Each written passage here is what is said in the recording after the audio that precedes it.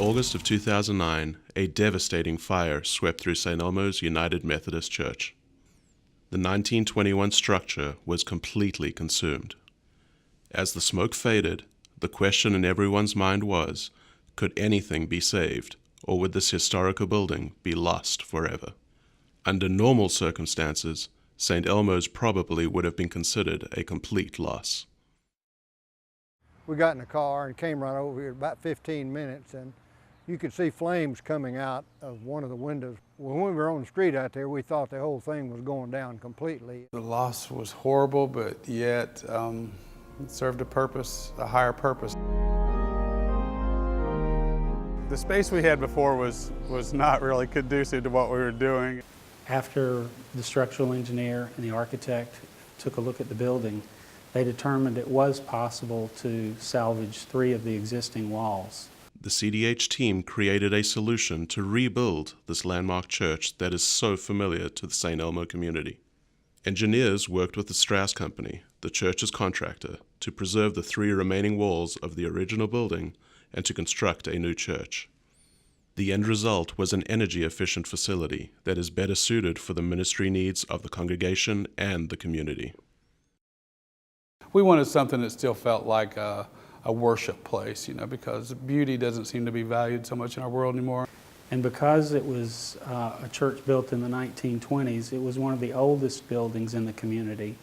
Before permitting the building, it was necessary for the design team to present our solution to the Chattanooga Historic Preservation Board, as well as to the City Council. They did a wonderful job designing this building in that sense of the old and the new combined together. It's just a brilliant idea.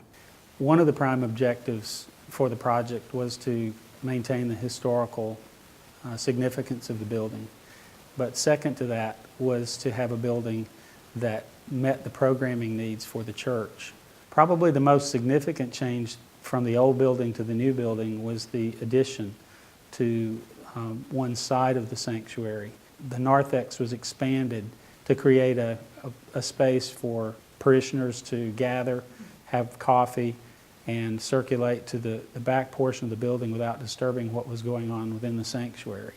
I think those who are not so familiar with this community or new to it feel welcome because they come in and they see some modernity, and I think the old people see the sanctuary and it still reminds them aesthetically of a church. So it's a great combination of the old and the new. Members received the best of both worlds, a new church within the original church walls in a very supportive historic district. Finally, when the lights were turned back on, the congregation was awed by what they saw. The interior flow had changed, allowing people to move easily through the building. The new space alongside the sanctuary reveals the exterior of the original structure. The simplistic beauty of the space allows light from the outside to fill the new narthex. We worked very closely with both the owner and the contractor. By doing this, it controlled the cost, it controlled the budget, and this allowed us to build them exactly what they needed. I think they built a pretty incredible building for the amount of money they had and what they worked with.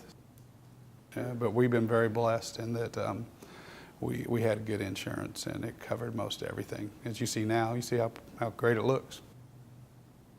The building itself almost has a soul, if you want to say.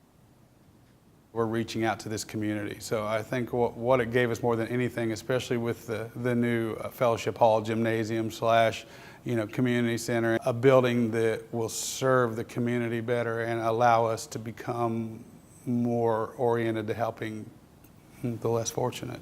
Despite St. Elmo's traditional building design, CDH applied sustainable design principles to rebuild the church. Stair treads in the expanded narthex came from salvaged timbers rescued from the original building. Reclaimed brick from the fire was also used on the exterior of the new addition. It was important to pay tribute to the existing building and to what had been there before. So great pains were taken to match what we could. The stained glass windows were replicated. The pews were modeled after what had been there before. The new space that's alongside the sanctuary showed the exterior of the existing building, And with some contemporary elements that were very minimalistic, it allowed the building to speak for itself. Large windows along that side also allow you to see into the space. You can actually see the former exterior walls through there. But when you're inside, you have a great view to Lookout Mountain just beyond where the church is located. It was powerful to see this building consecrated to God and given to God. And that's why we're here. You know, that's our purpose, is to worship and to make a difference in the lives of people.